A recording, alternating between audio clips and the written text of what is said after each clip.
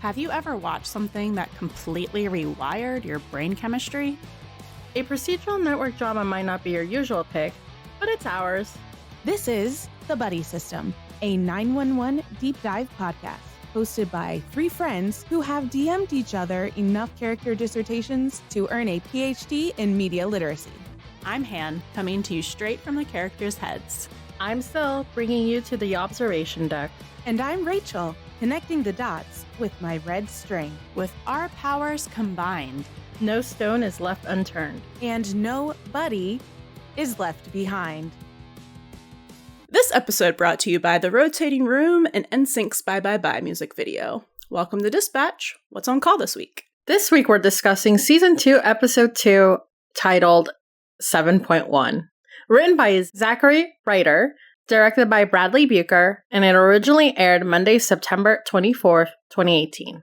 So this is kind of the second, for the calls of the week, it's kind of the second time we see a really big emergency where there aren't so much like individual calls, more like it's just an extended big crazy event happening, which we saw the first time in season 1 in episode 4, Worst Day Ever, with the big plane crash. I think this episode kind of takes its cues from that first one in season 1 and focuses in on specific like side characters. And that's who we see like all of the rescues of. So like Worst Day Ever, episode 104, this episode centers around one giant emergency as a 7.1 magnitude earthquake rocks Los Angeles.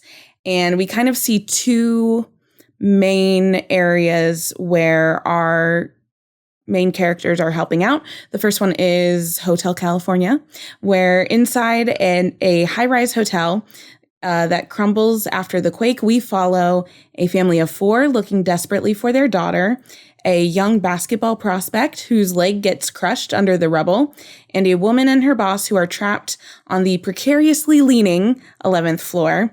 And then when we break away from there, we see the freeway freefall, where among the wreckage after a collapsed freeway overpass is a man trapped in his overturned car with flames growing closer. This episode shook me. Oh my god. Did it shake you all night long? You see my Insidious t-shirt? No. Oh, nice. Good call out. Wow, 2 puns, and they weren't mine. And they weren't Rachel's. Are you proud? Look how fast we grow up.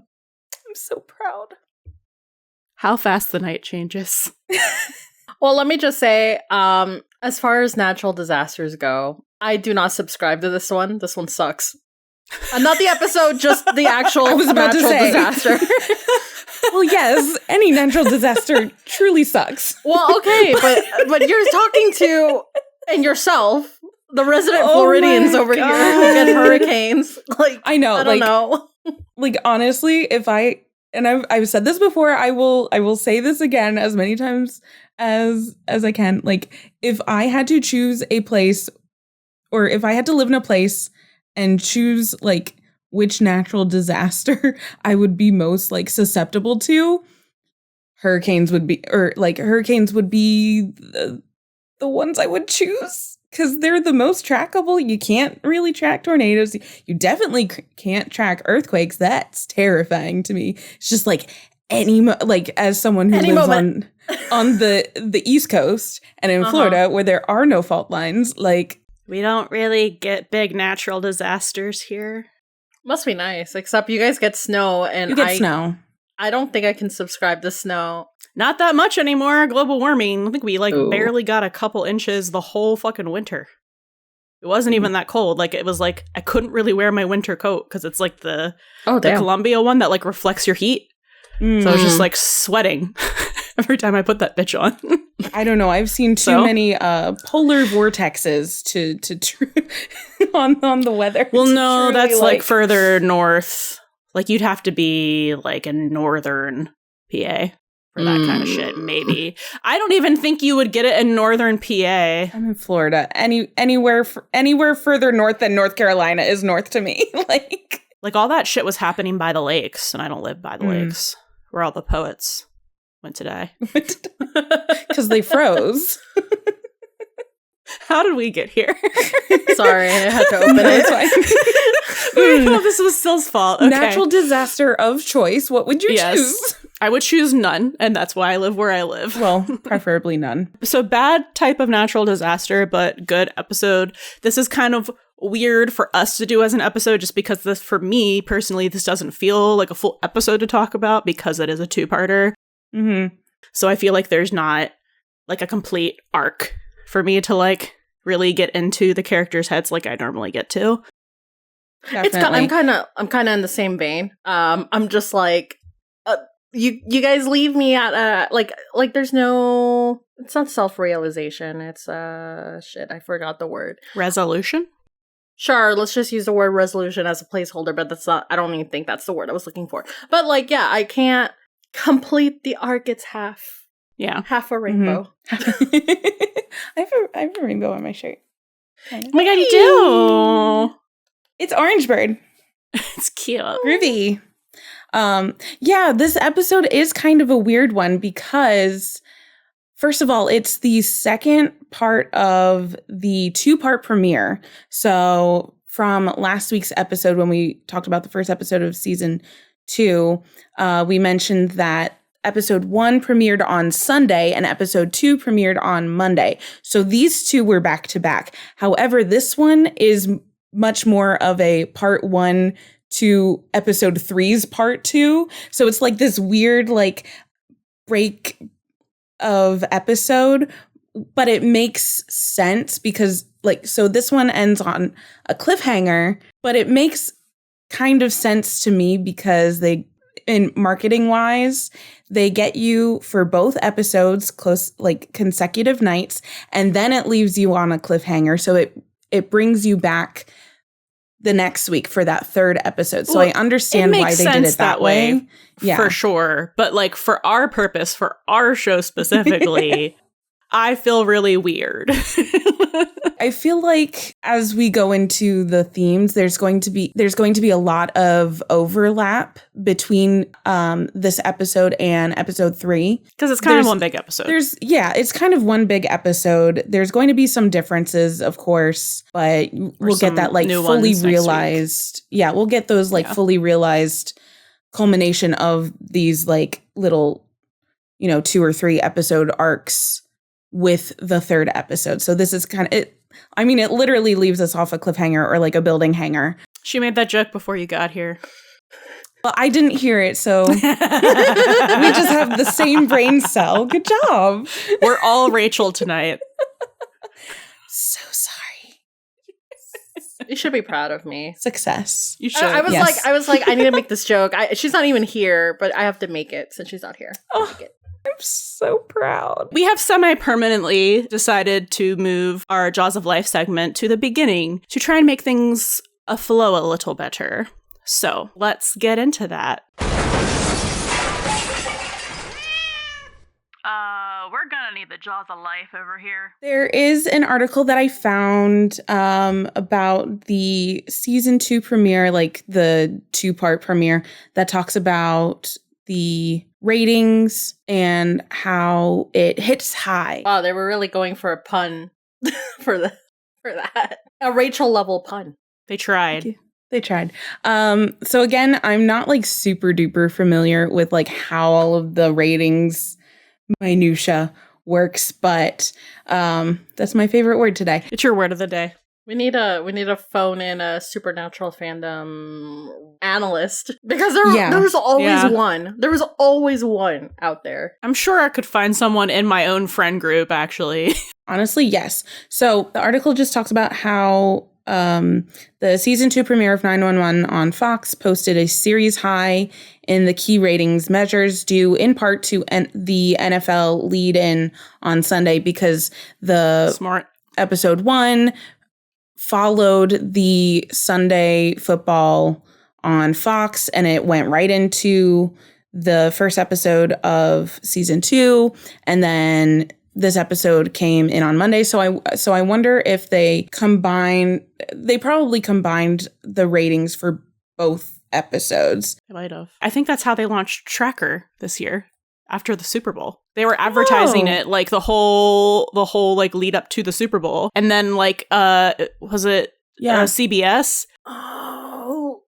That was the Jensen thing, right? Yeah. So CBS was advertising at the Super Bowl and advertising Tracker, and then I think Tracker premiered like after the Super Bowl. That's one way to get people to watch. Like it's a classic like network marketing sort of thing, like because football always brings in a lot of views. So if you go straight from football into a show that you're really, and I think it has to be a show that they're like really backing because that gives them the most opportunity for views. So it says here that the episode hit around 9.8 million viewers, which was up 44% in the key demographic and total viewers compared to the series premiere back in January, which drew 1.8 and 6.8 million viewers. Yes, 1.8 million viewers, I think, in adults 18 to 49 and 6.8 overall. So that's like a huge bump, especially for, like we spoke about last week, all of the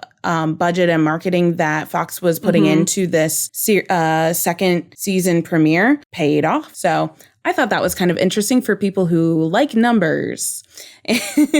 And there were a couple things in the episode that I kind of noticed were a little foreshadowy. And of course, this kind of picked up on this stuff because we've seen the show before, and this is inherently part of a rewatch. Some things are a little closer. Some are just like, keep in the back of your head for later.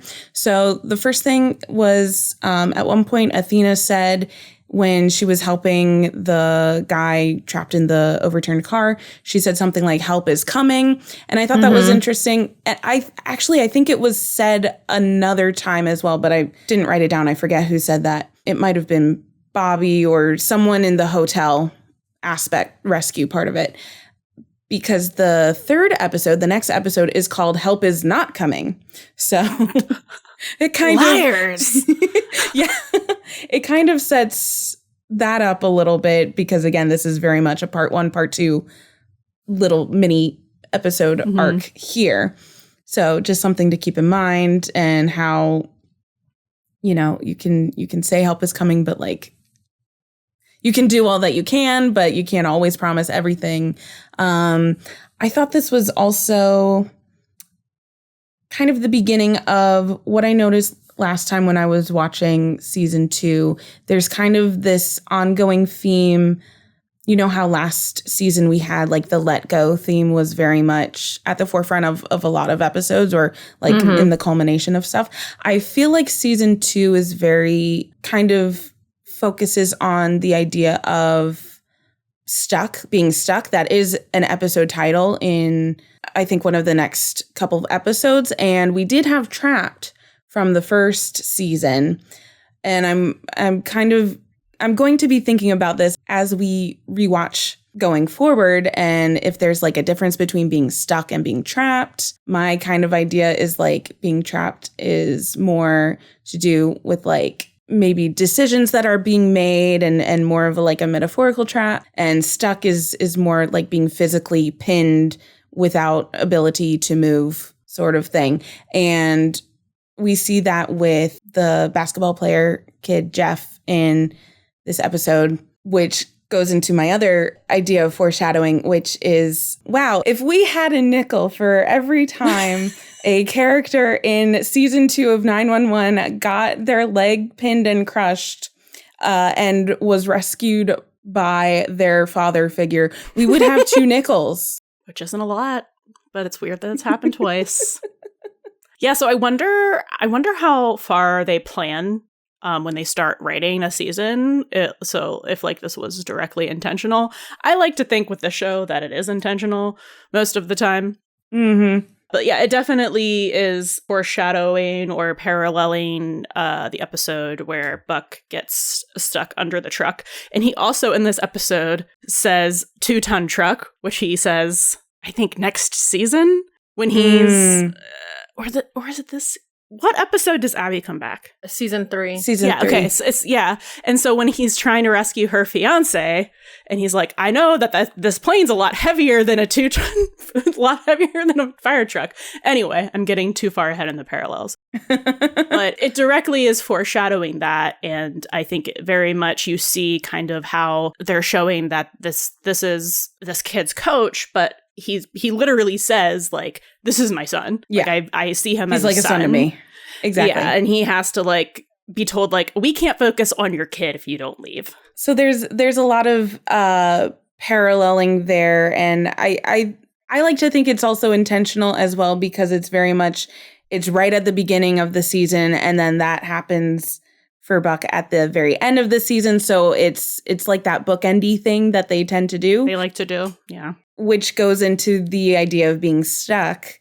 So I want us to pay attention as we go forward. And of course, there is an episode named that. But so that will be like very, I think, pivotal in kind of laying that out, if you know what I mean. Yeah. Yeah. Cool. For sure. So just a couple like little foreshadowy things. And this is something that hopefully we'll be able to point out a little more, because we've seen the show and we're getting more into it, but we've also, like, having just rewatched some of it, a lot of it is like, you know, kind of fresh in the memory sort of thing. Buck getting crushed by a fire truck is always at the forefront of my mind. Don't have to have watched it recently. So true. It lives there. Now, I think we're good to really dive in to themes.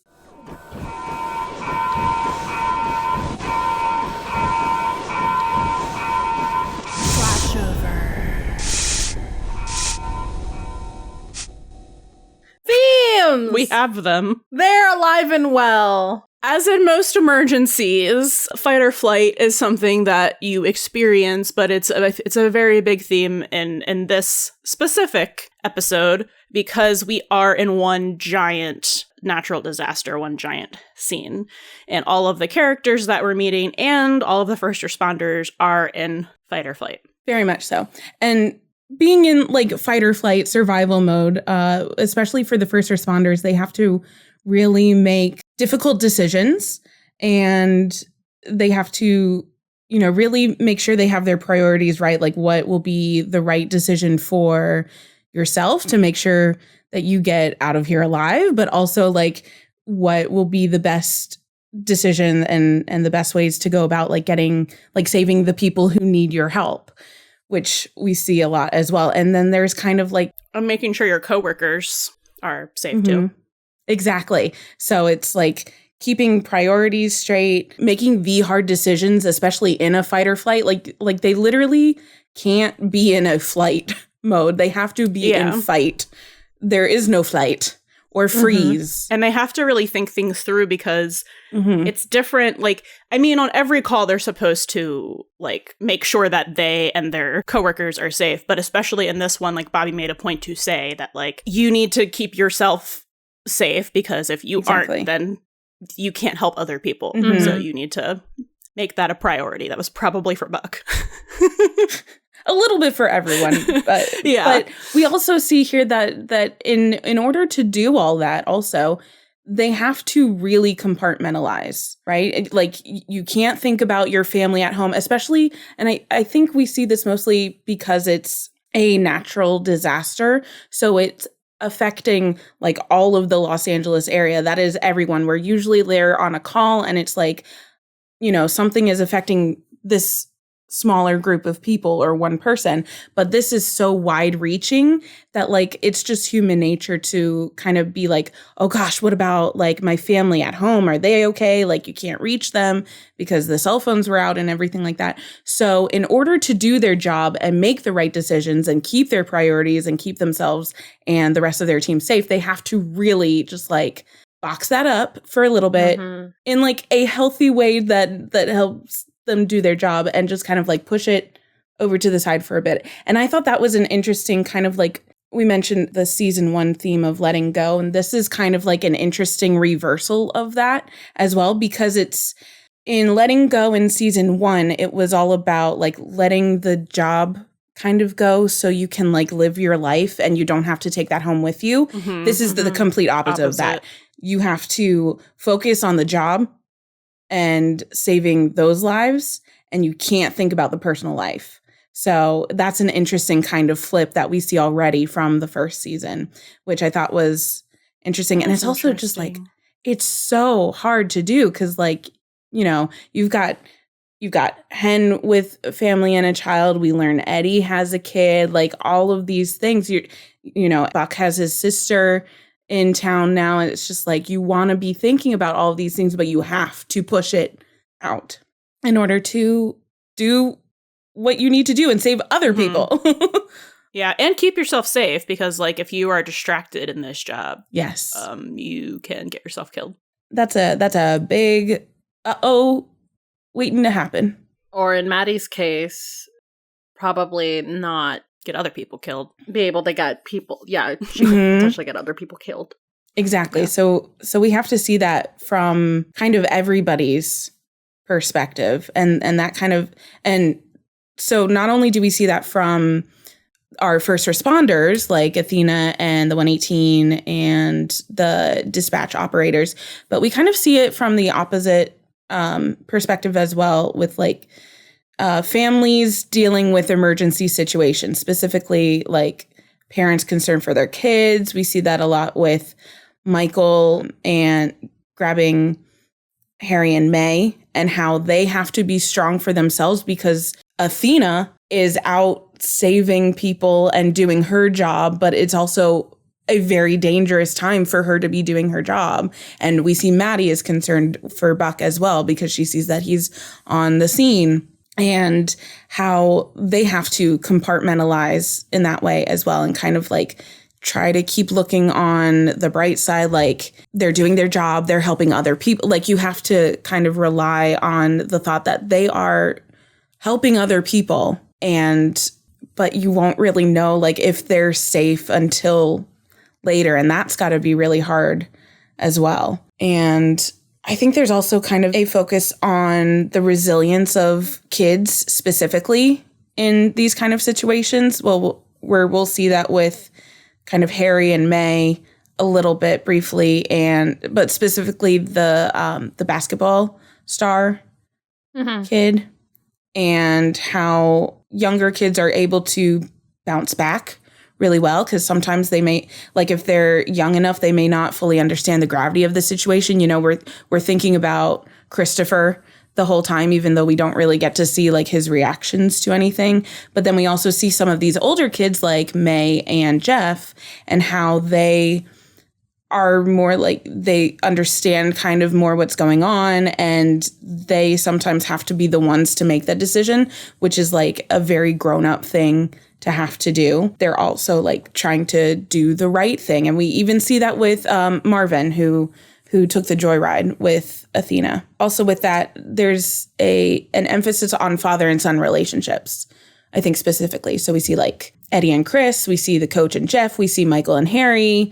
We've already talked about how Coach and Jeff are kind of a parallel for Bobby and Buck as well. So I think that's like a through line there too. This is the last one I have. I thought it was kind of an interesting, to use one of our favorite words, dichotomy of some of the kind of people that we see in this emergency situation. Mostly, I think the kind of the victims of it. So you have people who have worked hard and earned things versus people who are entitled or feel like they're owed things. So you have like within the hotel guests, you have this family of four who the mom has said like, are you sure we can afford this? And the dad's like, yeah, we've been saving up for years.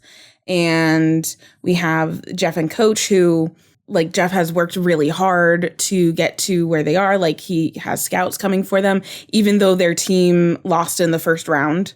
So he's been working very hard. But then you have like that really uppity lady with the dog and that really icky boss. The predator? Yeah. And how they, like, their language is so very much like centered on like yeah, I'm kind of entitled. I'm owed this. I'm owed that. Like, I deserve this, la, la, la. Especially with that boss and Allie, who's obviously worked very hard in her whatever job she's doing. Is it something with like architecture or interior design, something like that? Yeah. And so just kind of like how those are set up kind of differently. And then you see like with that, people who work hard or work to do good deeds, especially with Marvin, because the kid who took the joyride, because he kind of plays both sides of that, where he did a bad thing, but then he did a really good thing. So it kind of like, you know, does that balance out in the universe? So I kind of feel like it's a little continuation of our karma theme from the last half of season 1 as well. So I wasn't thinking of it exactly like this. And I don't know if what I'm going to say is like actually a theme, but I was thinking a lot during this episode of how I'm sure that like the first responders, even though they're not taking like the Hippocratic Oath or something, like doctors have to, they're still supposed to treat everyone equally, right? They're supposed to treat everyone no matter if they're a good person or a bad person, what they've done, whatever. Like, I mean, the police officers are a little different, right? Because you're reprimanding people and you're in charge of like upholding the law. But when you are a first responder, like paramedic, firefighter, your only job is to make sure you keep people alive. Yes. And you like, I was just thinking about like how like everyone's human. And so I was just thinking about how like Buck and Eddie specifically were probably like, oh my God, we have to save this guy. Like we're like risking our necks up here to like save this fucking pig. And then when he gave his whole like, this is a situation where like maybe it's not women and children first. So it just made me think of that, where it's like, there's got to be situations where, and I think we see some in the future in this show where it's like, you know, you don't want to help people, but you are going to because it's your job. Yes. Yeah. And I think that definitely goes into like the whole idea of good deeds, good Samaritans, and karma, because we see in this episode specifically those two examples, like the lady, the kind of snooty lady, and the boss. They are the ones that expire in this episode, whereas the other ones, exactly. So even though like Buck and Eddie were still trying to save this guy because that's their job, and they have to compartmentalize the fact that they think he's an awful person because it's true.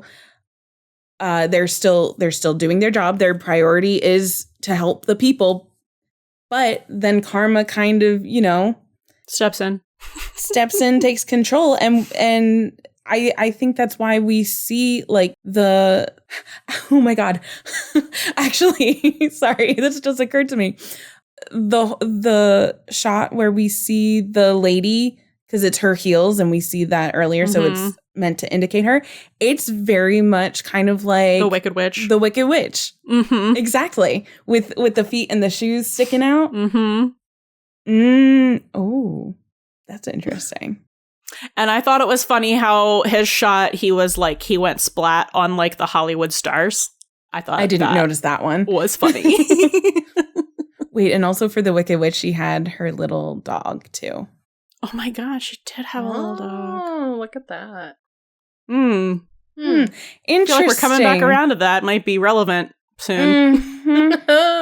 Yeah, that might be on our minds for. Did they say if it's a bee tornado, or did somebody just headcanon that's going to be a bee tornado? I think we've all headcanoned that it's a bee-nado. That just occurred to me, that like little connection to maybe the Wicked Witch and Wizard of Oz and there goes Tim, my near being fan of classic movies. Strike number, I don't know. It's at least 5 by now. We got to start keeping like tabs of like all of the references that he is making. Yes. That we're assuming that he is making. Assuming. Yeah. Because he didn't write him and or the writers. If we're assuming it probably is. That last episode where we have the Buck walking into Maddie in the shower is very psycho. Yeah. And he wrote that episode. So we know what you are, Tim. Horror fan. Respect. Anyways, so yeah, Hannah, I think that's definitely like included in linked. Yeah, linked to like good deeds, good Samaritans, karma, all that stuff. That's a good catch too. Thanks. I think we're ready to roll into who's cooking? Who's cooking? Okay, so we see Maddie on her first day at Dispatch. She gets paired up with Josh, who is the diva, honestly. He doesn't take any shit. Oh, that too. He is a little bit of a diva. Love him. He is. I love him. I do too. That's all I gotta say. Can't wait to see him in season 5 with this little diva gay off with Eddie. But anyway, but the energy that you get from Josh is the energy that you're gonna keep on getting throughout all those seasons. So Maddie is like learning everything that she can. I mean, she's taking notes. She wants to do the best she can at this job. So like she gets to watch Josh do a call and then she gets to do one herself. And because she's so focused on like what she's written down, like she misses a couple of key details, but I mean, Josh ends up correcting her anyway. And then suddenly I think the earthquake hits. Is that right? He throws her notes away. Oh, yeah. Right. He's like, can I see those? And then throws them away because he's like, you were too focused on these and you weren't listening. And he's like, that's the only sense that we get. So you can see that like Maddie is very much like trying to go from like nurse mode, where it's very much more like direct, like, I see everything that's here. Like looking at the chart and seeing like, okay, exactly. Yeah. And then there's just like a standard operating procedure for like, oh, well, this person has this wound, and with a call, it's completely different because you don't see them and you have to like get certain details from them, but you only have to go off of what they tell you and what you hear. So it's like a big adjustment for her. Yeah, she has to learn how to rely on different senses, kind of, especially her hearing. But I thought it was kind of interesting as well that she was so like pre-prepared, like she had her notes, everything was very by the book, like very I have memorized this information. And it kind of struck me as similar to Buck, especially that we saw last episode when it was like at the mechanic where he was citing off like it's this intercostal second intercostal space. Yeah, it like very, very like I read the textbook. This is what the textbook says. This is what I'm supposed to do. So I thought that's kind of like an interesting maybe connection between the Buckley siblings as well, like kind of similarities in their learning process, but also how they come to approach things. And for both of them, they've had to learn. Well, Maddie is just starting on this journey, but having to learn, that kind of adjustment of improvisation and that stuff. Like you can absolutely lean on your book knowledge, but the way in which you apply it is different because, of course, like Maddie being a nurse, she would also have a lot of this prior knowledge. And I think we see her shine through later on when she becomes more experienced at Dispatch. She really gets to utilize her nursing background for a lot of things, but wanting to impress, wanting to prove herself, very much a Buckley trait as well, and especially just like utilizing the book for that too. I thought that was kind of funny. Also, so like there's this emphasis for her for like trusting your instincts, which I think also circles back into survival mode in a sense, because you can't like overthink things. You have to just kind of like drive forward. And then we also see after the earthquake hits, how Maddie has to deal with compartmentalizing, especially when she knows that seeing the 118 engine on the hotel scene and knowing that that's Buck's firehouse. I like how she saw the engine and automatically assumed her brother was in that building. Like, she knows him too well. Yeah, she really does. Because he barrels into those kind of like daredevil-y things, I think with a lot more precaution than at the beginning of season 1, but still, that is very much like in his character. He goes and he does the thing. So we have to see how she immediately has to learn how to not only not rely on her notes, but more on her instincts, and also can't think about, you know, worrying about her little brother. She has to compartmentalize. And Josh isn't like, I guess, a character that we're really getting into here, but I really think that his introduction and how he introduces her to that job is really important, because he probably does it in that way, not just because like it's him being like, this is just how it is, you know, but I think he does it in that way that is abrasive, because it's like, if you can't take that and if you can't handle the heat, stay out of the kitchen. The heat, yeah, basically. Yeah. But yeah, I just thought that like several times. So like the whole time he's training her, where he's like, see one, do one, teach one. Like, I'm throwing you into it. If you can't handle, leave. Like, he just doesn't care. It's and you have to like think about like how many people like come through that program and get into that chair and immediately can't handle it. Yeah, because it's also a call center, so you don't even know who you're going to get at the other end of the line. You don't know what kind of attitude, what kind of situation, you just don't know. So if you can't even handle like how your trainer is talking to you, you need to find another job. I think he does it in like very strategically, right? And it's the way to, it's essentially to weed out the people who aren't going to be able to cut it in a not so nice way. But yeah, it's trial by fire, because that is what the job is. So he's just kind of like giving it to them straight up. And then again, he does it when she's like, I think my brother's like in that building. And he's basically like, you're not special. Yeah. Like, you're not the only one here who has family and people they care about. Like, yeah, he's just very much like, this is how things are, and you need to be able to do this. And if you can't, you need to go, basically. But I think the most important part that he said at that moment was the best thing that they can do for their families or their loved ones is for them to do their job. Yes. So by like the instructions were to keep the calls rolling, I think they said, and keep the airways as clear as they can from the nuisance calls and the non-emergencies. By doing that also, they are able to do their part to help their loved ones who are also first responders and everything like that. So that's like a nice way that even though it feels like they might not be doing anything to help, it can also like take their mind off of worrying a little bit. And also they know that there is something that they can do. And I think that theme kind of comes a little more to the forefront in the in the next episode specifically with like Michael and May and Harry, if I remember correctly. So like doing your part, like that good Samaritan thing to keep that going, which we can talk about Michael, May and Harry. Yeah. Briefly. We don't see a lot of them in this episode, but it kind of sets up how they have had to deal with Athena being at an emergency, essentially. And this is her, well, I mean, not the earthquake, but generally speaking, this is like her everyday, right? Like dangerous situations. You don't know if she's going to get hurt. You don't know if she's coming home. They have to just kind of like band together as a family.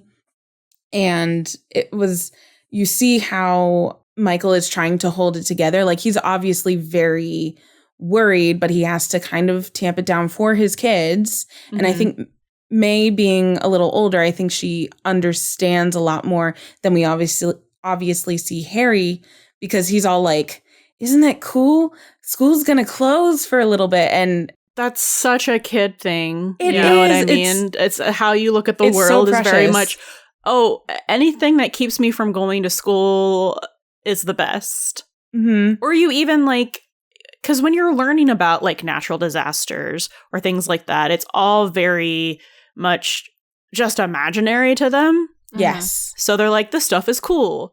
And there's no frame of reference otherwise, right? Exactly. Yeah.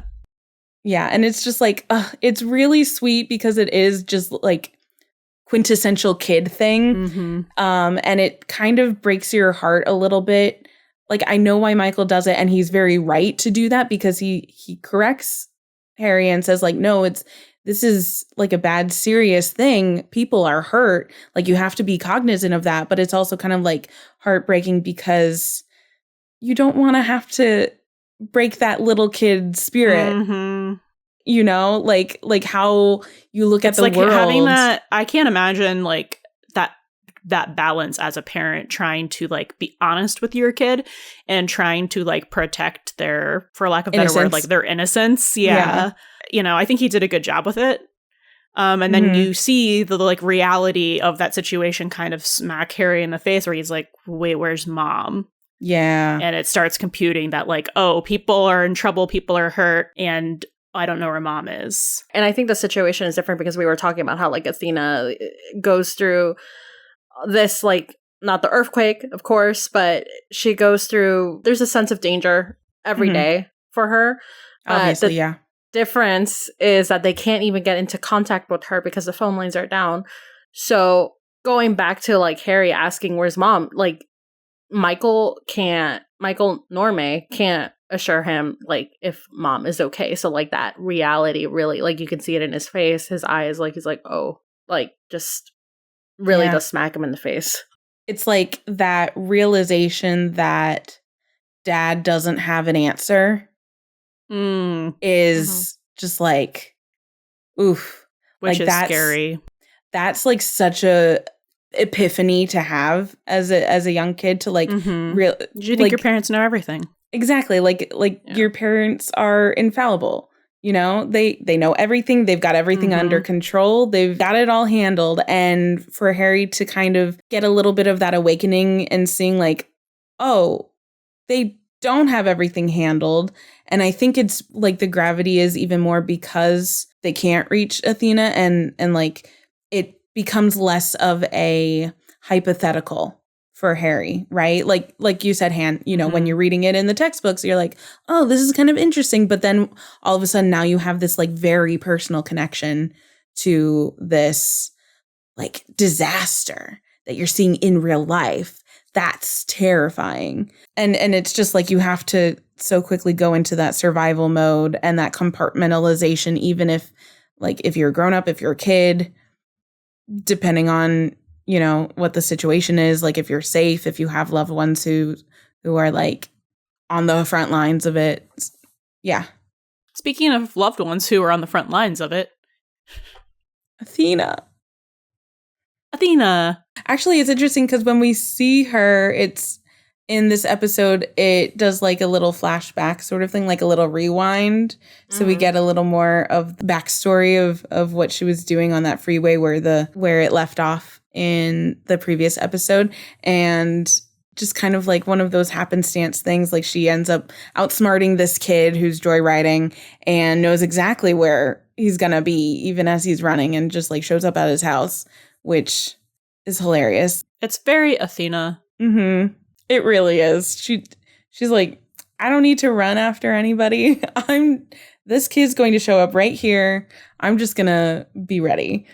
And I'm kind of wondering now with our conversation about Harry, like how Marvin goes into it as well, because he's obviously an older kid. But he's still under 18, so he has like a juvenile record and everything like that, and how like he's maybe a little more aware of the world sort of thing, which is why he's all like, you know, I'm doing all this stuff now while I get a closed record. And I was thinking about him when you were talking about the earned versus like owed and entitled, because I was like, he really kind of falls in the middle there. Yes. Where it's like, you don't get the idea that he's like someone who's been handed a lot of things.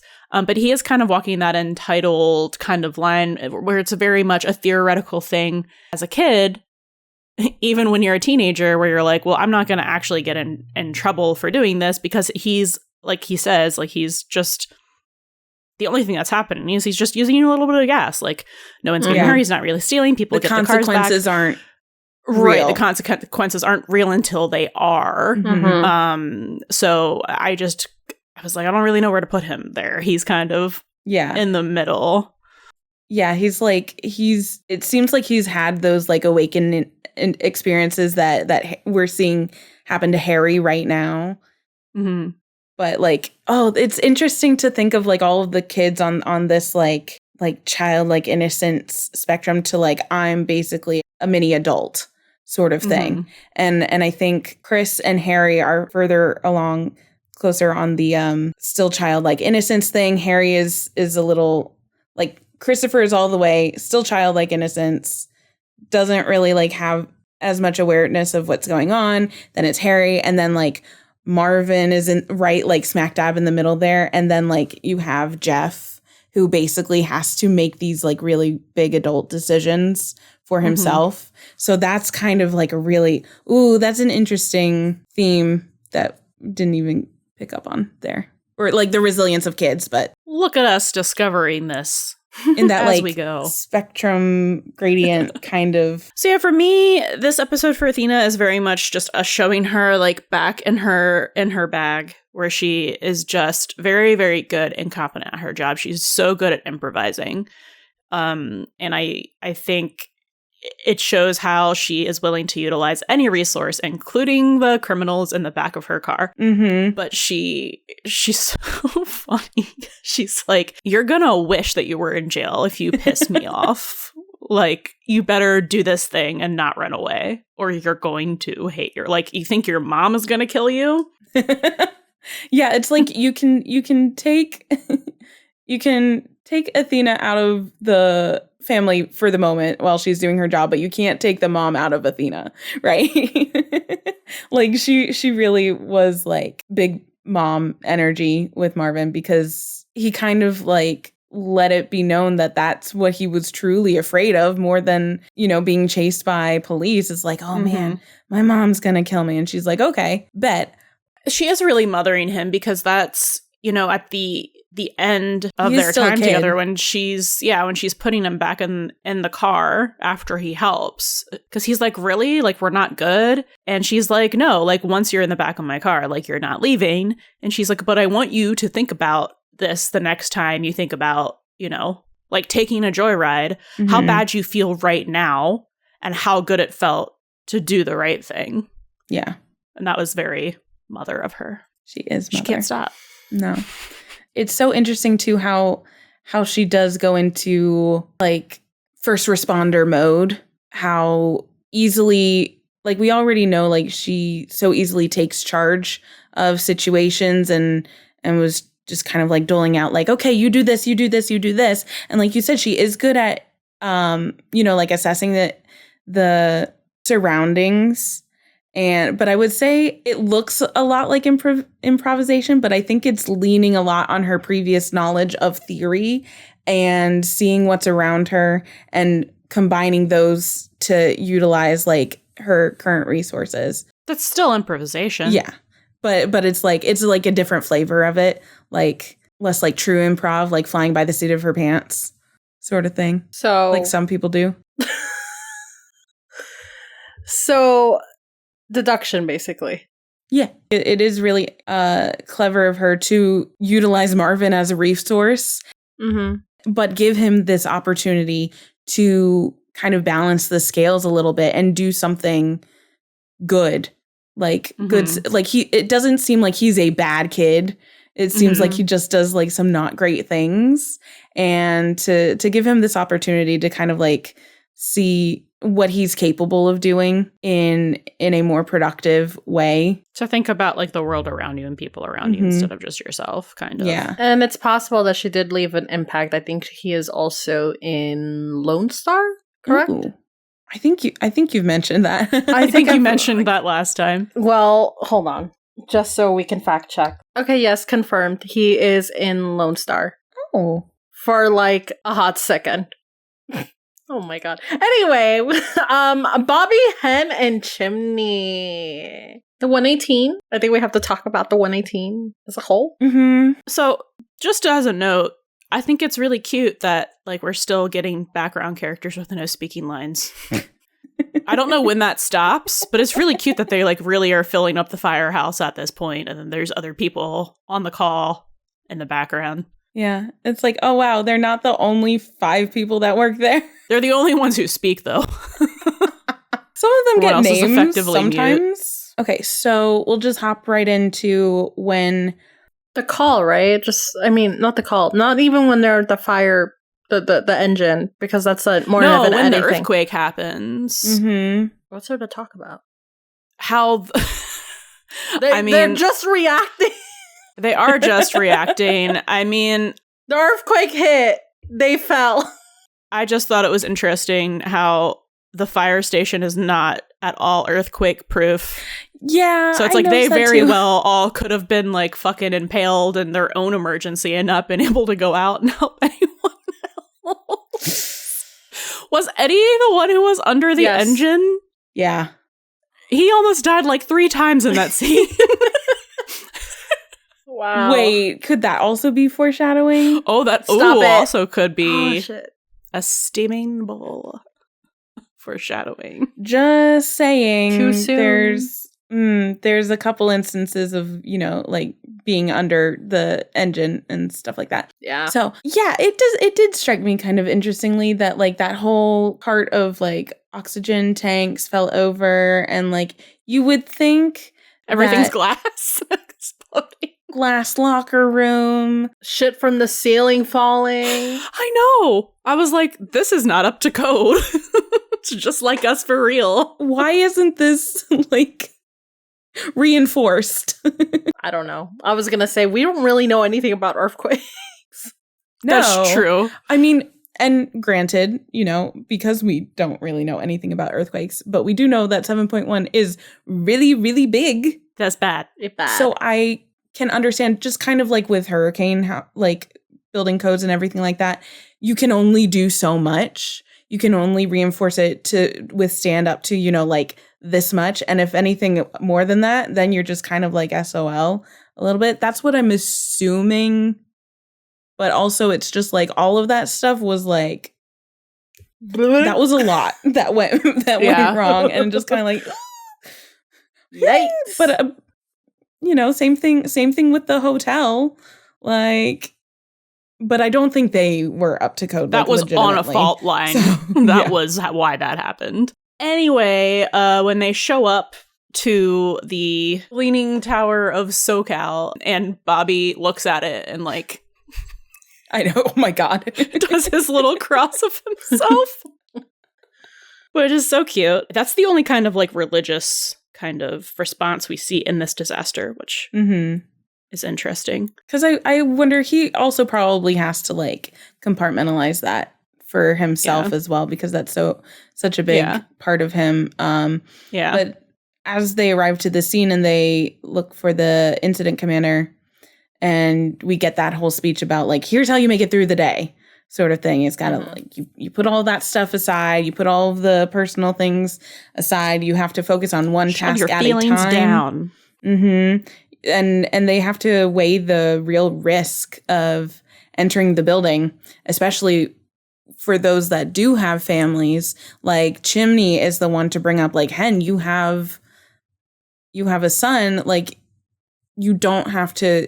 And Bobby reinforces, like, he's not going to make anybody go into that building because doing so will put themselves at risk. And you have to really, like, think about not just your safety, but also, like, the safety of and well-being of your family if something happens. And of course, that is foreshadowing what happens at the very end of the episode with Hen getting even more trapped underneath after the aftershocks. And it also, we can talk about this more with Eddie, but like, we know Eddie must be thinking the same thing. So just trying to like puts things in perspective. Yeah. And it was very Hen to say like, well, I'm going to do my job because like, if my kid was in a situation, I would hope that whoever's job it was to be saving them would be doing it. So I think that's very much how she compartmentalizes on a regular basis too. And I think she just kind of didn't see this any differently. Yeah, I think we've spoken about this before, but I think Hen is one of the best compartmentalizers on the 118, just because she she can get like really focused in, and she is, but she's also in this episode projecting, I believe, kind of how she would be reacting. She's treating this lost kid like it's her own, kind of reacting how she would, which is why she's like kid. So emphatic about finding that. Yeah. And so like generally speaking, she does compartmentalize well, but there are a few things that kind of like everyone gets a little weird when it's kids on this team. Yeah. Yeah. Obviously. With good reason. And then I guess the next thing we see is the rescue with the basketball kid Jeff. After Hen makes that kind of announcement, like, you know, she's going in because she would want someone to do the same for her. I feel like everybody was already going to do it anyways, but they really like follow her lead in that as well. And are you okay? Yeah, I was sorry. I was just thinking about all the nameless other people in the 118 who were not there for Bobby's speech. I thought about that earlier. How they just like, well, yeah, it's off. kind of like, and then I think it's one of their own who comes back who's like, you guys got to look at this. But also it's kind of like, who are they taking orders from if Bobby's barking orders like to just the core like 4? Core 4. The thing about that is that Bobby didn't actually expressly give orders to Buck and Eddie. Eddie's just like, hey, Buck, blah, this blah, is blah. the thing we're going to do together, right? And Buck's like, oh, yeah. And then Bobby's like, yeah, go. Like, well, because they kind of have to like divide and conquer sort of thing. Yeah. But that's not a normal relationship with like the captain. Your captain. Like you wait for the captain to give you your orders. Yeah. Well, even in a situation like that. I think this is still very much like they're in their trial period of partnership. So Bobby's like willing to give them a little more leash, I guess. And he kind of does anyways. Like, I don't know.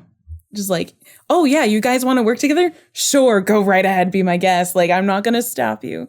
Like, because that's what he wanted. Yeah. He was watching them again in the truck. Oh my God. Okay. So anyway, we gotta save this for. Yeah, that's what I'm saying. Anyway, Jeff rescue. So like when we were talking about Harry and Marvin, then we also get Jeff, who still is a kid, but he has to make these like very tough decisions. And Bobby, to his credit, is like, he's really shooting it straight for Jeff. He is like, this is a big decision and I'm not going to sugarcoat anything for you. And I think Bobby also realizes that Jeff can handle it because he wouldn't be so like quite upfront. We know Bobby is not necessarily sugarcoats, but likes to put things in a like a best light sort of thing. But in this scenario, he's just like, I'm going to tell you straight up, you're in a bad spot. You've got two choices. One of them will give you this outcome. One of them is a lot more difficult, but it'll give you another outcome. And he is like totally so straightforward, so upfront with Jeff, and really treats Jeff like an adult instead of like a 17-year-old kid, and like totally respects his decision and everything like that. Then when they're actually pulling him out, he does this thing that like Buck also does, where it's like, you're not supposed to make promises to people, but like these fuckers are promising people they're going to get out right and left. Like, So like in the last episode, Buck tells the guy who almost blew himself up that like, no one's leaving this earth tonight, you know? And there was literally like way less of a chance of this guy actually getting out of it alive. And Bobby went from saying like, I don't think you're going to like, if this goes wrong, you won't make it. And then he goes from that to like 2 minutes later being like, no, all four of us are getting out of here. Like, you know, and switching. And I think that is also like, if Hen's projecting on the little kid Cat, I think Bobby is also projecting, especially after seeing the relationship that Jeff and his coach have, because it's such a Bobby and Buck parallel. Yeah.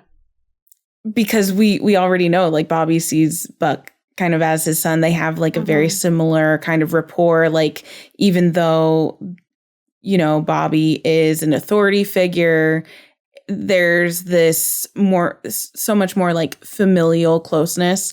And I think that is also one of the reasons why he like goes so hard into like wanting into protective dad mode for this kid, because he understands So like while he can't think about Buck, you know, going up the stairwell of a leaning building and all that stuff, he's doing what he can for the kid that's in front of him. So we see that also, like, you know, if you're helpless about one situation, you got to do what you can for what's in front of you in that way. I think it was kind of just like him code switching from being like, I'm going to treat you like an adult while you make this adult decision, but now I'm going back to how I would treat a kid patient because like you are a kid.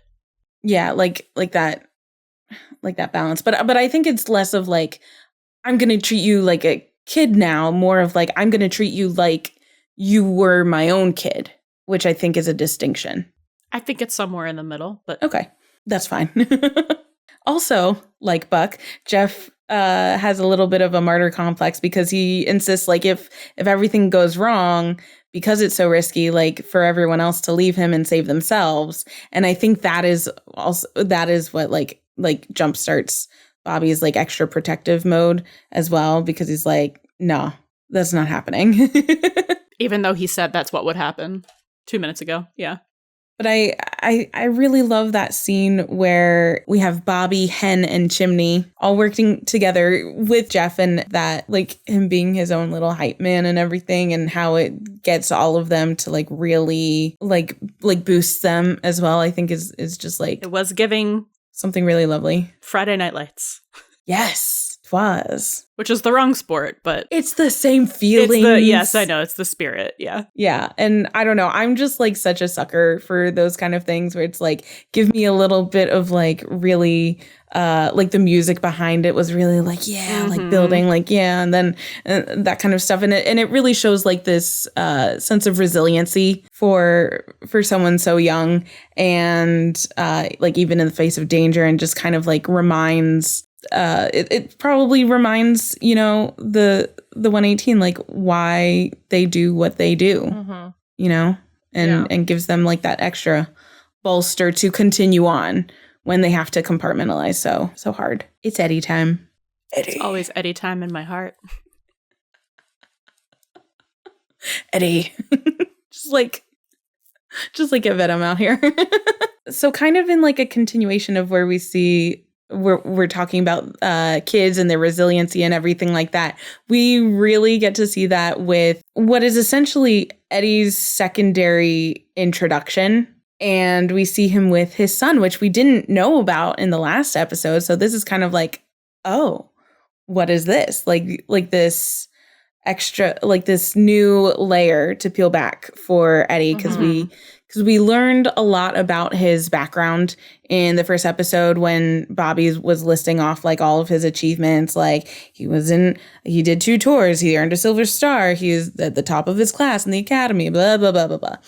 And it's like, oh, here's this other facet to him. He's a dad, and he's a dad to a kid who has a disability. And it's just like so quickly gives so much more depth to Eddie's character. And when talking about like childlike innocence and childlike wonder and everything like that, it's 911 does character introductions so well. So this is Christopher's introduction. And the first thing he says is like, what a great question. Do dogs know that they're dogs, or something to that effect? Yeah. And just kind of like, do they? Do they know? Or do they think that we are less Eddie hairy, has that bigger quintessential dogs? Response that like, when a kid asks you a question that you're like, I don't know. I've never thought about that before.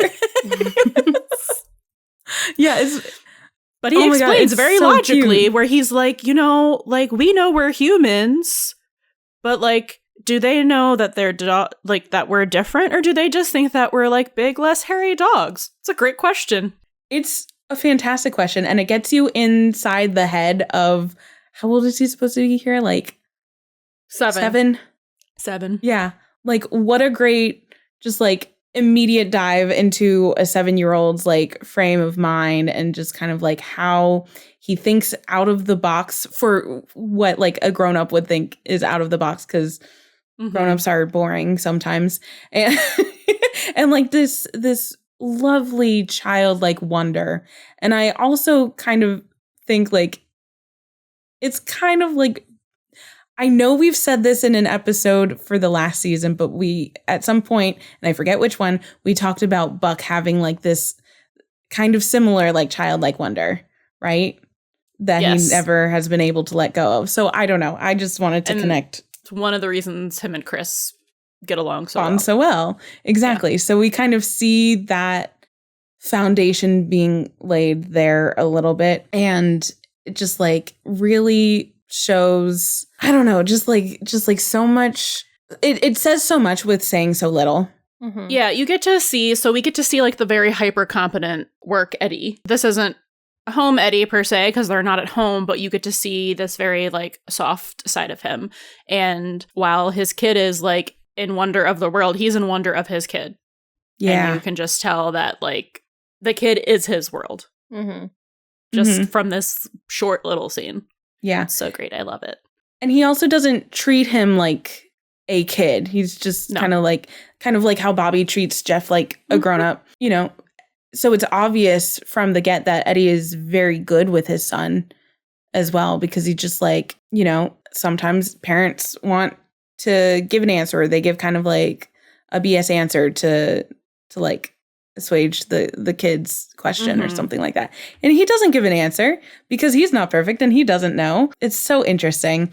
And it's a great introduction because then we know throughout everything else that Eddie is doing in this episode with all of the compartmentalization, he's got to be thinking about, we know he's thinking about Chris the whole time and how hard that must be, especially when we see them in the engine en route to the hotel after the earthquake hits. And, you know, he's like furiously like trying to text, trying to get something through. We know the cell phone towers aren't working. And this is kind of like the first time we see so far that he's not calm, cool, and collected. Mm-hmm. Yes. So kind of like how he deals with pressure from the last episode, like how he reacts to that kind of stuff. And like a true partner, Buck picks up on that immediately, knows he's trying to get a hold of someone because like most of them would be.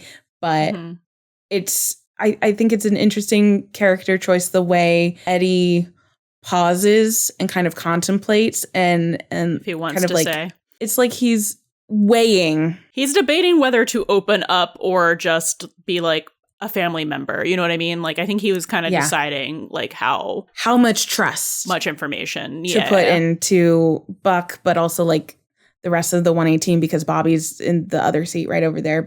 And that random person.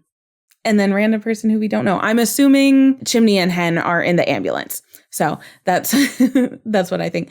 But I thought that was also interesting too, that he did decide to kind of open up like that, because looking back at the first episode, we really don't see Eddie reveal a lot about his own life, his own personal life, more than just kind of like his resume sort of thing. Which I thought was also interesting because for so much of season 1, we don't see Buck do that either. So to start off, they were very similar in like holding things very close to the chest. But then Eddie takes that step forward to open up and trust this new family, essentially, or what could be his new family, with like literally the most important thing in his life. Bobby looks back when he hears that Eddie had a kid. And I think we talked about it last time, but like kind of wondering like if Bobby actually knew about Christopher beforehand, probably I would assume with like the interview. And I think you have to know like in paperwork too. Yeah. Like just in paperwork alone, like to list for health insurance. Like a dependent. Oh, yeah. But I assume that like he would have to tell his boss that like, hey, I have a kid. Also, especially because he has a kid with a disability, you know? So it's like, I need to communicate that with you that like sometimes some things might come up that are out of my control that, you know, I have to be there for my kid. Like, I would just think that was a conversation they would have. So to me, because I assume that, which is information that we never know one way or the other, he's looking back like, he's telling Buck about this. And cataloging that. That continuation of that, like, assessment of both of them together. Mm-hmm. So, like, Bobby is looking to see, like, how Buck will react to that and everything, which is obviously, we know, going to be favorable because Buck immediately is like, I love kids. It's like, oh, cool, and Eddie's that's like, amazing. I love this one, which is so funny. Just, like, that difference is hilarious and tells so much about their characters because it's like, well, Eddie specifically, because it's like, oh, so as good as we saw him with his kid earlier, maybe that's the only kid he's good with. Or like that's not his, like, necessarily his preference to be dealing with children a lot. Yes. Yeah. And it's just like so immediate, so funny. And then Buck's immediate reaction to hearing Eddie talk about Christopher and that his mom's not currently in the picture and everything like that. Buck's just like straight into reassuring, like, don't worry, he'll be fine. Like, he's in a safe place, like all of that stuff. Just like having his back in that way already, which is great. Which we see more when they're in that stairwell as well. Yeah, you have Buck, like, listing all these, not random facts, just, like, all these updates that the schools have done to have those buildings up to code, and trying to reassure Eddie that Christopher is, like, basically in the safest place that he could be in. I feel like there was... Yeah, that's what he said. Yeah, no, but there was, like, a quip. Eddie was like, I thought that was a high rise. Because he is also snarky. Sarcastic little bastard. Yeah. But yeah, no, Buck is, like, this is how you can tell, like, he's also in tune with, like, how Eddie is feeling. So that partnership is looking real great. Yeah, it's also interesting too, because with this situation, we have something that neither of them have experience with. So if the last episode was all about their mutual, like, competence, this and them kind of trying to, like, at the beginning, like, Buck trying to one up him essentially, but they're really, like, fairly equally matched, even though Buck didn't think so. So this is an opportunity for them to work together in a way that neither of them have personal experience with. So they're kind of on this very equal playing field, you know. So it's kind of like seeing, especially so early on, like, their dynamic is really being built from this as well. So, like, they've got a rapport. Like when they're climbing up the stairs and Eddie's like, it's only 6 flights, it's not Mount Everest. And Buck is like, Mount Everest won't tip over and crush you like a bug. But there's still, like, this, like, checking in and encouragement, like, mutually. But that was another great example of Eddie's just like, it's no big deal. Like, Buck is panting and struggling.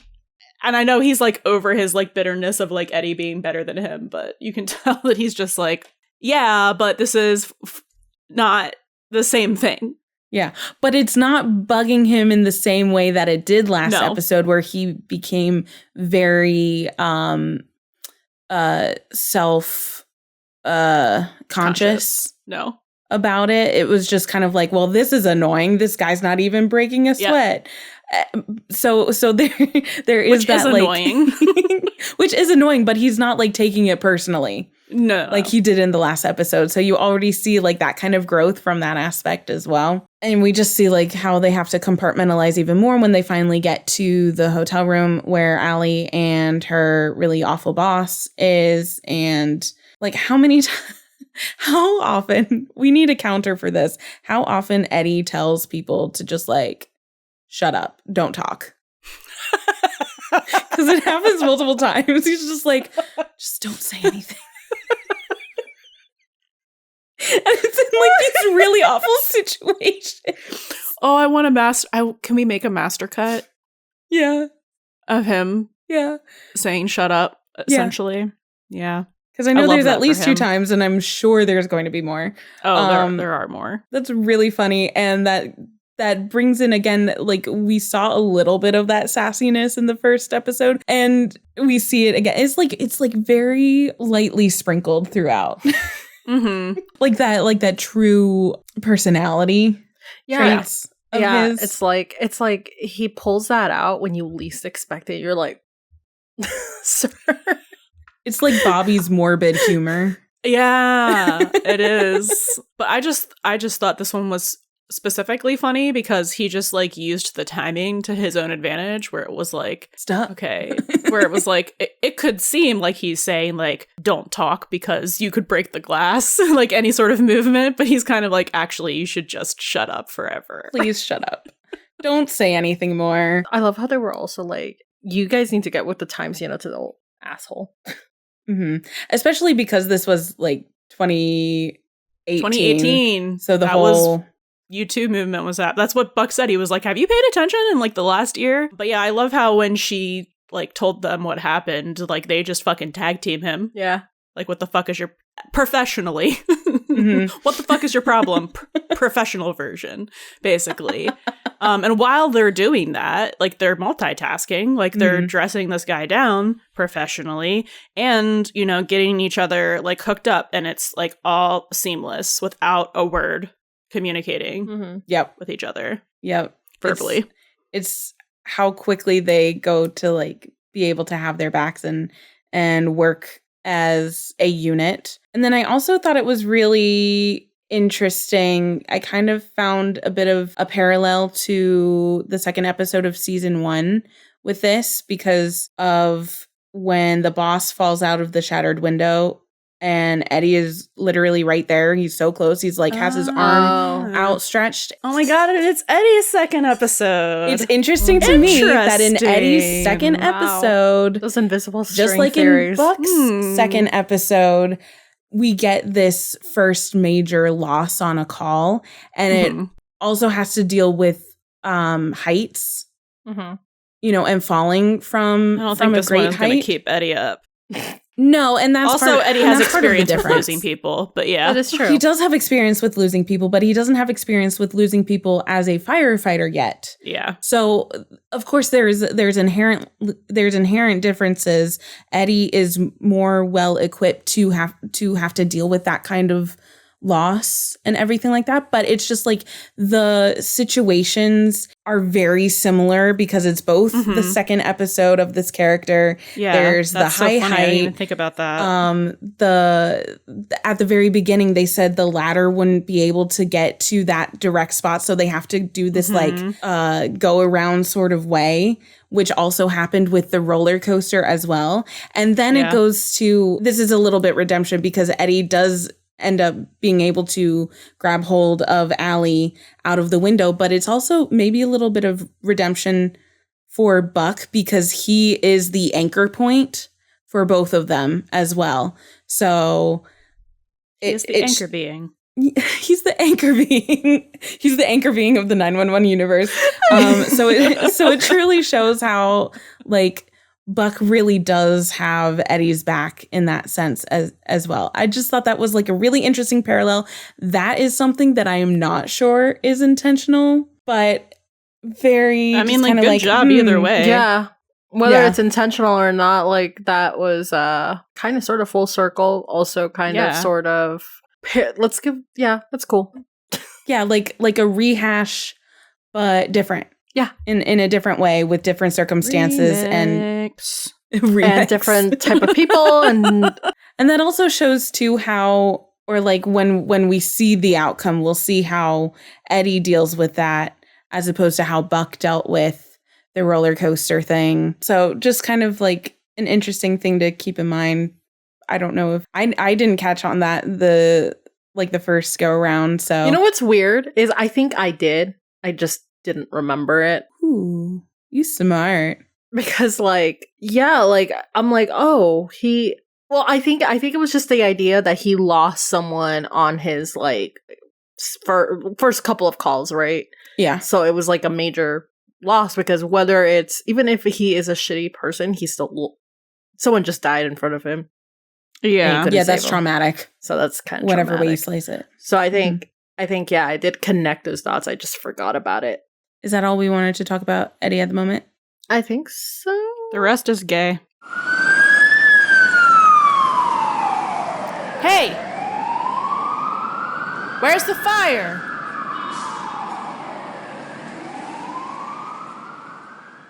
Right, so for our scene dissection, we're going to talk about our favorite place, which is in a kitchen. And and Bobby is making breakfast.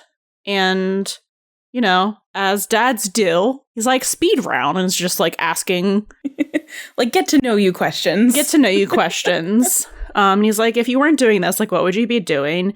And the answers are like very indicative, I think. Wasn't Chimney like something Mission Impossible? And then Hen was like, did she say editor? Well, didn't Chim say he was going to be a pilot? Wasn't that what he was saying? Oh, yeah, pilot. Chimney said a Top Gun fighter pilot, and he already had his call sign. Yes. Being Shogun, which I just think is... yes. So, like, all of the answers for everybody is so indicative of their character. Yeah. And it's just one of those really tiny character moments that are so beautiful in the show because it tells you so much in such a short amount of time. And it's just like, yeah, we know Chimney loves, you know, like Mission Impossible or Die Hard and, you know, like all of these action, pop culture movies sort of thing. And he likes to be in the action and he wants to be like one of those really cool things. So of course he would want to be a fighter pilot, which is like one of the coolest, like Top Gun is one of the coolest movies. Like it's just so fun. It fits for Chimney so well. And I don't know. I think he could rock those aviators and just like the way he always chews gum. He's just like, I'm just cool. Like he's just cool. You know? Yeah, and Hen is she wanted to be an editorial cartoonist. Yeah. For the New Yorker. Yeah. Because she has a lot to say. So specific. Yeah, because she has a lot to say. And I was like, that kind of makes sense for her because I think it still like falls along her like need to help people, but I feel like that's more in a social justice way. Yeah. For her than, you know, just like a direct hands-on life-saving way. She was so real for her answer too because they're like, oh, you can draw? And she's like, no, it's a dream. It's not supposed to be realistic. Like, you guys are not playing this game right. I thought that was a hilarious, like, little tidbit to add in there just because she also kind of thinks out of the box a little bit. I feel like she thinks a lot differently than, you know, like Bobby and Chimney and Buck. Bobby doesn't say anything. Hen and which Chimney, is indicative of him not keeping his personal shit close to the chest, but always wanting to know more about everyone else. And then Buck rolls in and Chim asks him the question and Buck immediately is like, am I getting fired? I'm not gonna lie, I'd probably ask the same thing. For Bobby first, he doesn't really, well, he kind of answers. He said like Michelin rated chef or something else. And Hen and Chimney correct him and they're like, no, you would be good as like a Food Network star, like a TV chef sort of thing. And he accepts that. So it's kind of like, he doesn't really give an answer for himself, but it's kind of like, is given to him. Similar thinking to what he would imagine. And I mean, he was kind of like taking shots at himself, like for jokes. But sorry, yes. Funny, haha. To go back to Buck, he doesn't give an answer either. No, because first of all, I don't think he has one. He doesn't. No, he doesn't have one. And then second of all, he's still in his insecure era. So he immediately is like, am I getting fired? Like, I just got here. It really shows still that as much as he has grown and as much as like we're seeing a little bit more of his inner world and his personal life as it were. And we said this so much at the very beginning of the first season, like his job is his life. Like he said this in the first episode as well. This Ken's job is firefighter. Ken's job is firefighter. Yeah, like it's all he really has. It's all that he really has his sights set to be. He assigns his self-worth to this job. Mm-hmm. So like if he wasn't doing this, he wouldn't be, essentially. Like this is his existence. Yeah. Which is also interesting too when we learn more about his work history later on and how like transient he's been, and this is the thing. It's kind of like him and his relationship with Abby. He kind of wants to prove to himself that this is the thing that he can stick it out to do. So like there is no plan B. There is no other option. It just is. Yeah, but I see what you're saying. It's more than that, but like that's an aspect of it. He assigns things to this job which are unhealthy. Like you shouldn't put all of your self-worth into being able to do this job, right? And you shouldn't feel like if you weren't able to do that job that like your life would fall apart. But he really does feel like it's his purpose, right? Mm-hmm. Yeah. And that is like the better perspective of that as well. So it's like there is no plan B because this is what he feels like he should be doing. So, like... But Chim and Hen are, like, shooting the shit. Like, throwing out ideas at him. So, like, bouncer at a strip club, a bartender, which he has been. Mm-hmm. But he doesn't, like, respond to any of it.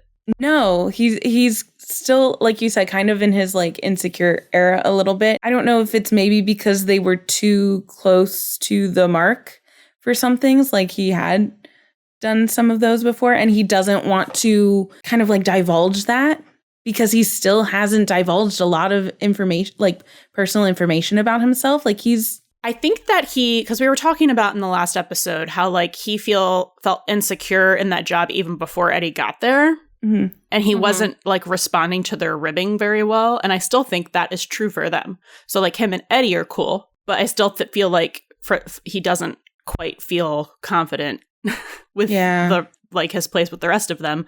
And so like Chim is making comments like when he's like, am I fired? And he's like, someday, probably someday. Right. And then they're like, well, here's all these other things you could do. And they're hitting too close to home because some of them he's done, or maybe it's things he fears that he will have to do if like he gets fired. Yeah, I don't know. He just did not. And he also doesn't necessarily want to get into the story of like why he did all of those things. Nope. So it's that contrast as well a little bit with how Eddie contemplates and weighs the options and decides to divulge and trust in sharing that information. So in this case, it really aligns Buck to Bobby, I think, even closer, even though Bobby has gotten better about, opening up because he was keeping like his whole secret like so guarded. But it's interesting then to kind of look at Bobby and Buck lined up in that way and see how they really do keep things quite close to their chest, because they were the ones that like didn't really give an answer for different reasons, I suppose. In kind of like not rising to the bait with what Hen and Chimney said, he kind of changes the subject. But to Bobby's credit, he does kind of notice Buck not rising to that a little more, and he's like, hey, what's up? Sort of thing. And that's how he gets into the whole like, it took so long for me to get Maddie to work and then for me to get to work and blah blah blah blah blah. And then he says from Allie's apartment, which they all very carefully say nothing about. Or Abby's apartment, yeah. Abby's, sorry. He really needs to not get rhyming partners. Abby, Allie, Jesus Christ. Yeah. I think he does that thing where he does that like posturing and overcompensating thing that we saw in the last episode as well. Joking. Well, he was joking. He was joking, right? In the way that it's like, haha, but like also him and his sister. I feel like there's like the truth in it where he's like you were talking earlier about how they're like both like very studious and like show up like prepared and knowledgeable, like book smart knowledgeable. So I think he was like talking about it in that way where like showed up and was capable and competent and knew what she was doing as much as she could, but also was like, she's prickly. Like, that's just his brand of humor. Like, I don't think he was like... It's a little self-deprecating as well. Like, there's a flavor of self-deprecation in there. I still don't get Hen and Chimney's reaction. To this day, I still don't get it. Because they don't get Buck yet, because they think he's being serious. Or they think he's being serious in his cockiness. I still don't get it. Yeah, that's what I mean. Yeah, I see what you guys are saying. I just don't get it. Like, I don't get it either. Like, I thought it was like, I mean, okay, it's for laughs or whatever. I just don't, like, I don't know. I don't get it. I don't get the reaction. There is still a disconnect between Buck and kind of Chimney and Hen as a unit, like it's that kind of like sibling situation where, you know, they're going to rib him a little bit, but they still may not, like, they're not privy to everything in his inner world. So like they don't really know the extent of like his feelings or his thoughts on certain things, which is also, I guess, kind of contrasted to how well he and Eddie get along, like now that they've gotten over the hump, which I think plays into one of the reasons why Eddie decides to say that he has a kid, because there is like that trust and understanding that they've developed there, which is more on a equal level as opposed to Hen and Chimney looking at Buck as like a younger brother sort of thing. Like it's not exactly like a power dynamic, but there's like a familial, it's the hierarchical, and it could be that they were also doing that joking thing too, which like we do to each other, where it's like, I have to go, you know. But it's just like, it just is one of those things where it's like, it just does not feel like it's that the ribbing is hitting right. No, like it just seems to me that like it's like missing the mark a little bit. Yes. And it feels like something they should be picking up on, but they're not. Well, I guess I'm pretty sure it gets brushed over either way, because like when we meet, not when we meet, but when Chimney meets Maddie for the first time, I mean, all of that is gone, but that's neither here nor there right now. But yeah, I mean, I think it's just a weird, I mean, for me, it's just a weird, like, I guess, choice for the script for me. I don't know. It's just, I never understood, like, what was so funny about it, I guess. I don't know. Or why they reacted well, I don't think way. Their reaction is funny, but I think maybe for general audiences it was supposed to be funny, because general audiences aren't insane like us. We're not looking that deeply into I'm just saying, like, I was just left confused, because again, like I think Han said, like, that is his like brand of humor. I'm like, do you guys like not listen to this man talk at all? I guess not, because you guys don't want to. Or they take it at kind of like face value sort of thing, and they don't really look into it a little further to show like, oh, maybe this is like kind of covering the cracks underneath, sort of thing. If you put it into perspective, if you remember how they reacted to the whole catfishing thing in the season finale of season 1. This is a continuation of that. And that was only in universe, like, a couple months ago? Not even? We don't know how much time was between it, but a couple months. What I mean? Like, it was recent. Recent enough that, like, none of these people who talk about their emotions with each other, that nothing has really changed. That's just a continuation of that, I think. So, like, it makes sense to me in that way, where in my head, I've just categorized them as not getting him yet. Because they're still in their coworker phase. Yes. Yeah. Because that doesn't end, I feel, until the end of the season anyway. Yeah. Okay. Yeah, I think that's something that will be really interesting to track as we work through this season or next season. I don't exactly remember when the flip kind of gets switched exactly, but just to see that like trajectory and development of Buck's relationship with Hen and Chimney together and individually will be really interesting, because it is. I think that they start to, without rewatching the rest of this season, which I haven't done since I'm thinking the first Christmas time I watched episode it right now. I'm thinking they start to take him more seriously the more and more they see him with Eddie and with Chris. It might be. Like, I really want us to pay attention to that as well. Yes. Like, to see when that tide really turns. So, because that's interesting to me. And then the only thing with this scene is that we don't have Eddie there to contribute to it. But, like, I also kind of, the answer that, Hen and Chimney would probably give for him would be like, oh, yeah, he would be in the military, because that's what he did. But we still don't, we're learning about Eddie in different ways than, like, this kind of expositional, this, like, verbally. Yeah, no. And I think he absolutely would have fucking changed the subject so quick in that way that he does, Where it's like, probably, it's so smooth, so you don't even realize that he never answers anything you ask him. Mm-hmm. And it's because he also doesn't want to divulge too much of his personal life because he hasn't built that rapport with everyone yet, but he has with Buck. So, shall we just roll? And that brings us to right into slow burn.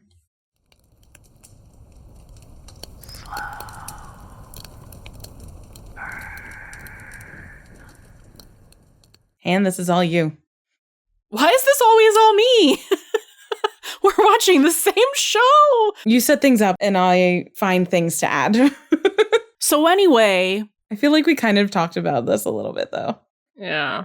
Did I start off the last one saying what I thought the gayest part was? Or maybe, I don't know. That's how I'm going to start it. For me, the gayest part of this episode is when Eddie had to think about if he was going to divulge if he had a kid or not, or be more vague about trying to contact a family member, but then immediately also needed to be like, yes, I have a kid, but I'm single. Just BT-dubs.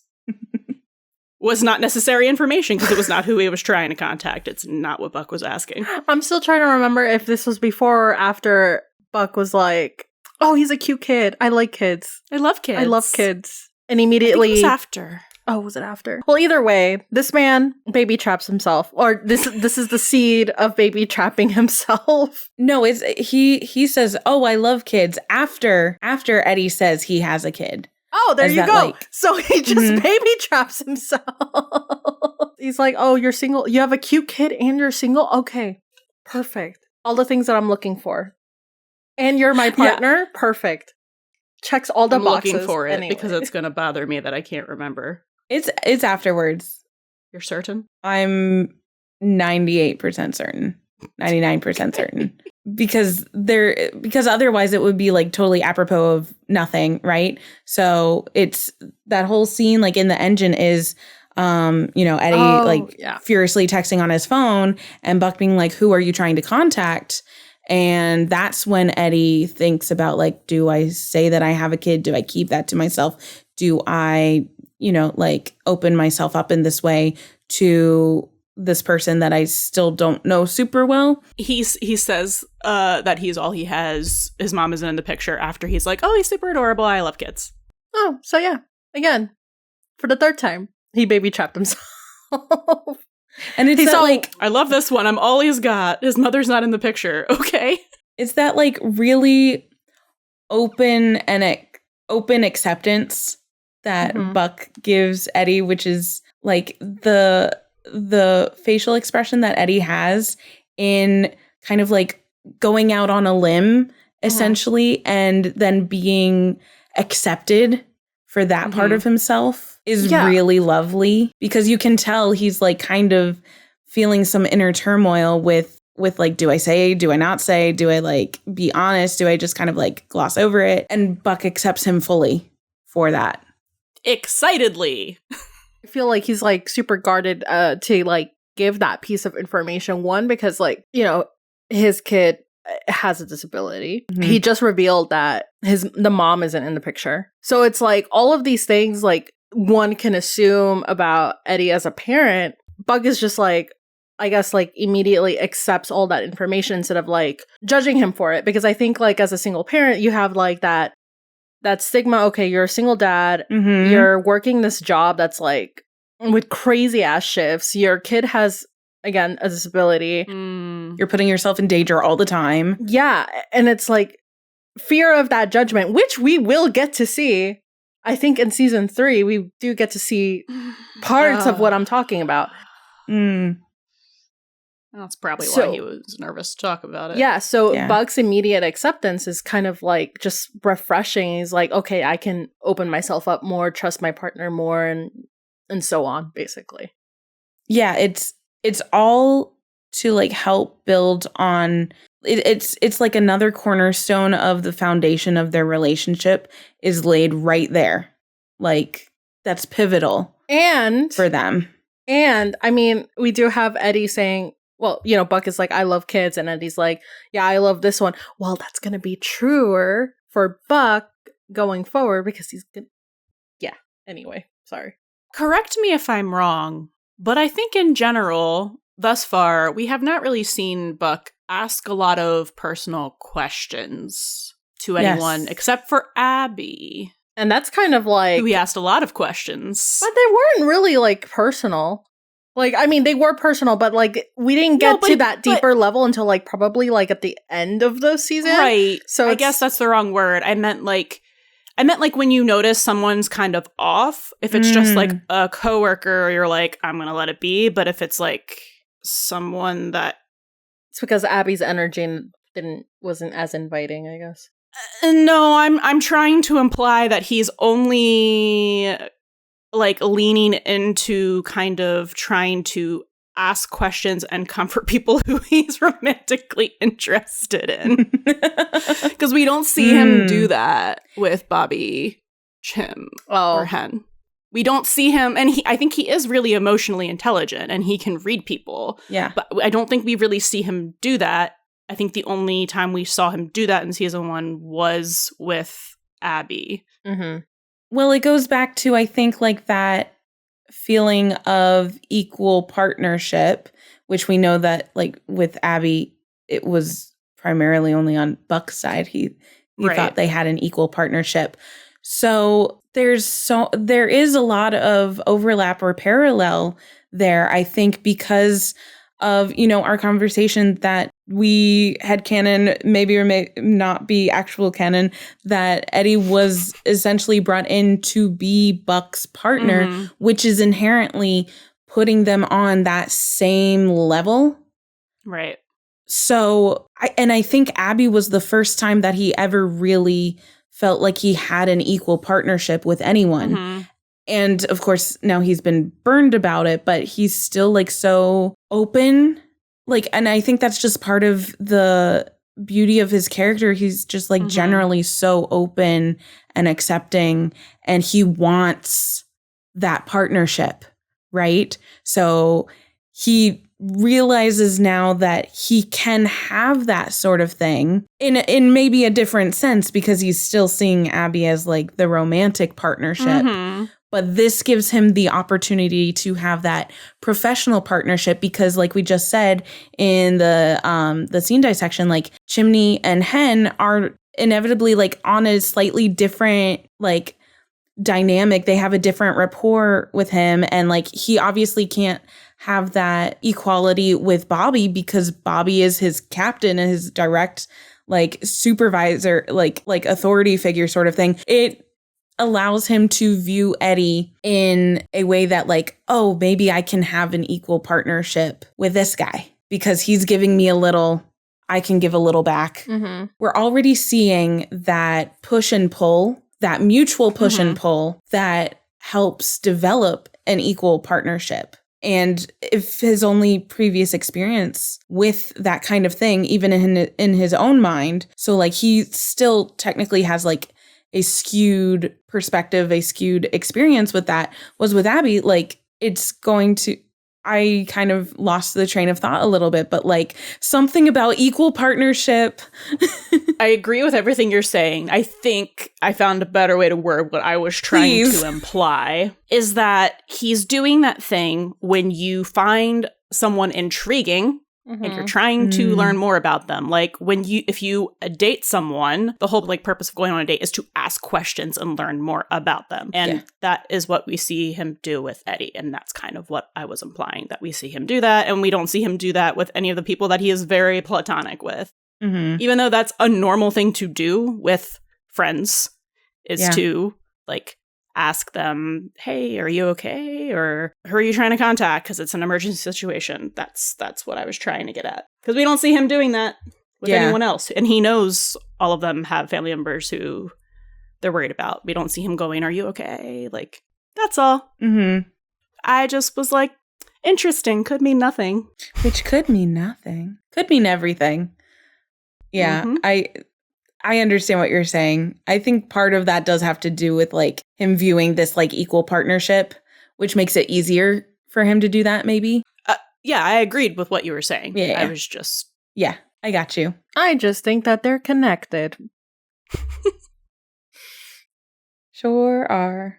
Yep. I don't think I really have anything else to say. I mean, except that they just work very like fucking psychically together. Yeah.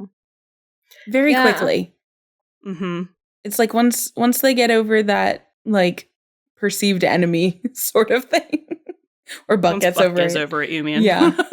It is kind of fascinating how quickly they click into sync, right? Yep. And Eddie immediately is the one who is like, hey, Buck, would you say that's on the 11th floor? And they're like leaning into each other's spaces.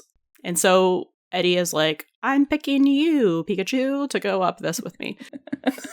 and Bobby's just like, yeah, sure. Yeah. So Eddie is the one who gives that order. He's the one who decides. Yeah, and I think we said that earlier, but it is... Which you would...